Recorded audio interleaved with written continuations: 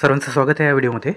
या व्हिडिओमध्ये आपण बघत आहोत 2 ऑगस्ट 2025च्या चालू घडामोडी वन लाईनर स्वरूपामध्ये. तर आता बघूयात मग आजचा पहिला प्रश्न. आजचा पहिला प्रश्न आहे, दरवर्षी राष्ट्रीय पर्वतारोहण दिन कधी साजरा केला जातो?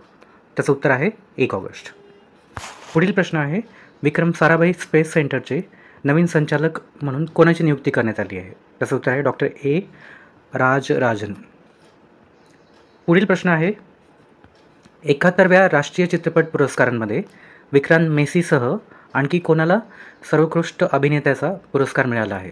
त्याचं उत्तर आहे शाहरुख खान. पुढील प्रश्न आहे, जागतिक स्तनपान सप्ताह 1 ऑगस्ट ते कधीपर्यंत साजरा केला जाईल? त्याचं उत्तर आहे 7 ऑगस्ट. पुढील प्रश्न आहे, दुहेरी ऑलिम्पिक विजेती लॉरा डाहिलमेयर कोणत्या देशाची आहे जिचे वयाच्या 31व्या वर्षी निधन झाले? त्याचं उत्तर आहे जर्मनी. पुढील प्रश्न आहे, the man who became cinema Dilip Kumar हे पुस्तक जे बातम्यांमध्ये होते ते कोणी लिहिले होते? त्याचं उत्तर आहे अशोक चोप्रा.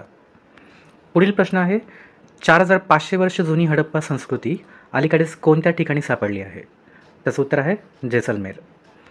पुढील प्रश्न आहे, प्रोफेसर मिशेल डोहर्टी यांची कोणत्या देशाच्या पहिल्या महिला खगोलशास्त्रज्ञ म्हणून नियुक्ती करण्यात आली आहे? त्याचं उत्तर आहे इंग्लंड. पुढचा प्रश्न आहे, फेब्रुवारी 2026मध्ये कोणता देश AI इम्पॅक्ट समिट आयोजित करेल? त्याचं उत्तर आहे भारत. पुढील प्रश्न आहे, लडाखने कोणता दिवस सिंधू नदी स्वच्छता चळवळ दिन म्हणून घोषित केला आहे? त्याचं उत्तर आहे 12 ऑगस्ट. पुढील प्रश्न आहे, 16 वर्षाखालील मुलांसाठी सोशल मीडियावर बंदी घालणारा पहिला देश कोण बनला आहे? कोणता बनला आहे? त्याचं उत्तर आहे ऑस्ट्रेलिया. पुढील प्रश्न आहे, कोणत्या राज्याने वारसा खेळावरील बंदी उठवण्याची घोषणा केली आहे? त्याचं उत्तर आहे पंजाब.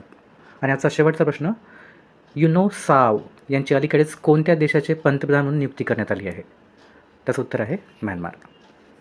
तर हे होतं आजचे 2 ऑगस्ट 2025 या दिवशीची चालू घडामोडी वन लाईनर स्वरूपामध्ये.